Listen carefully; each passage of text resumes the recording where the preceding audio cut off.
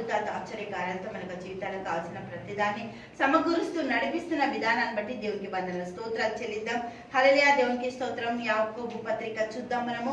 పాత నిబంధనలోని సామెతలు, కొత్త నిబంధనలోని యాకోబు పత్రిక చాలా వాటికి దగ్గరి అనుభవాలతో మనకు జీవితాలకి కావాల్సినంత విధముగా చెప్పే మాటలన్నిటిని కూడా దేవుడు రాపిచ్చి పాత నిబంధన సామెతలు, కొత్త నిబంధన యాకోబు పత్రిక సేమ్ టు సేమ్ మనము పెంచుకునే విధంగా, జ్ఞానము మనము చవి చూసే విధంగా, జ్ఞానముతో నింపబడే విధంగా దేవుడు మన కోసము ఈ యొక్క పత్రికని రాపిచ్చిండు. దేవుడికి మహిమ కలుగును గాక. హల్లెలూయా, దేవునికి స్తోత్రం.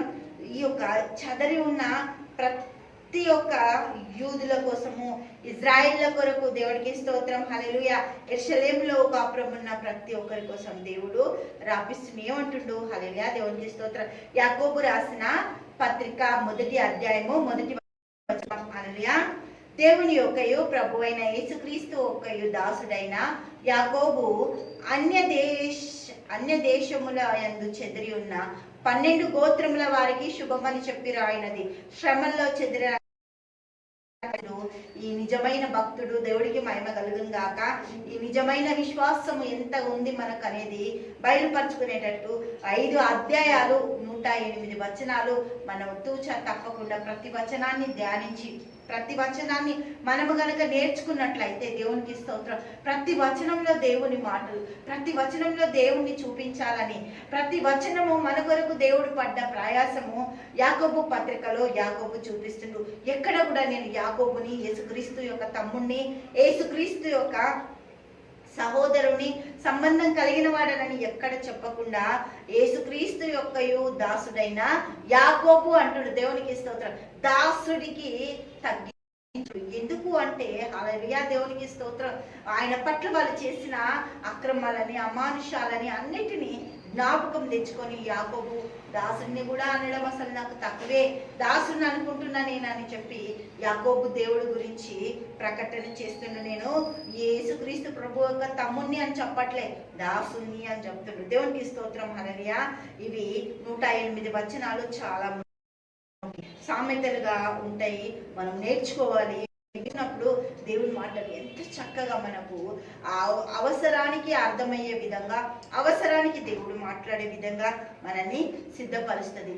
లూకా సువార్త 18వ అధ్యాయము 8వ వచనంలో దేవుడు వచ్చినప్పుడు ఎవరైనా విశ్వాసము కనుగొంటారా అంటే దేవునికి మహిమ కలుగును గాక.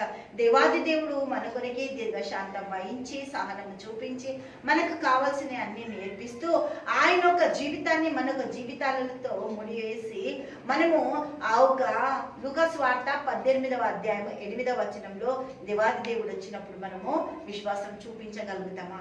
విశ్వాసం నాకుంది, నా తరానికి ఉంది, నా కుటుంబానికి ఉంది, నా ఒక జీవితంలో నేను దేవుని విశ్వసించి నమ్మిన కాబట్టి నా వాళ్ళందరినీ నేను చేర్చుకున్నా, దేవుడు వచ్చినప్పుడు నేను నిలబడతా, దేవుడు కొరకు విశ్వాసంతో బ్రతుకుతా అని చూపించడానికి యాకోబు విశ్వాసంతో ముందుకు అడుగు వేస్తున్న సామెతల కొనసాగింపే యాకోబు పత్రిక. దేవుడికి మహిమ కలుగును గాక. హల్లెలూయా.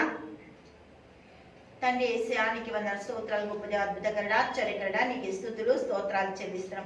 అన్ని రంగాల్లోని బిడ్డలను ఆశీర్వదించు, దీవించు, మీ దయచే కృప చూపించండి, ధన్యత దయచేయండి. యేసుక్రీస్తు నామంలో ప్రభా ప్రతి కుటుంబాన్ని దీవించండి ప్రభా. తండ్రి యాకోబు పత్రికలోని జ్ఞానము, తెలివి, వేచిన బుద్ధిని బిడ్డలందరూ పొందుకునేటట్టు తండ్రి యాకోబు తండ్రి యేసుక్రీస్తు తమ్ముడైనప్పటికీ కూడా నేను దాసుని అని సంబోధిస్తుండు ప్రభా.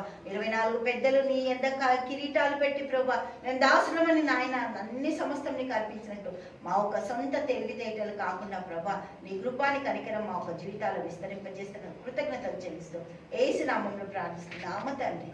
ఆమేన్, ఆమేన్.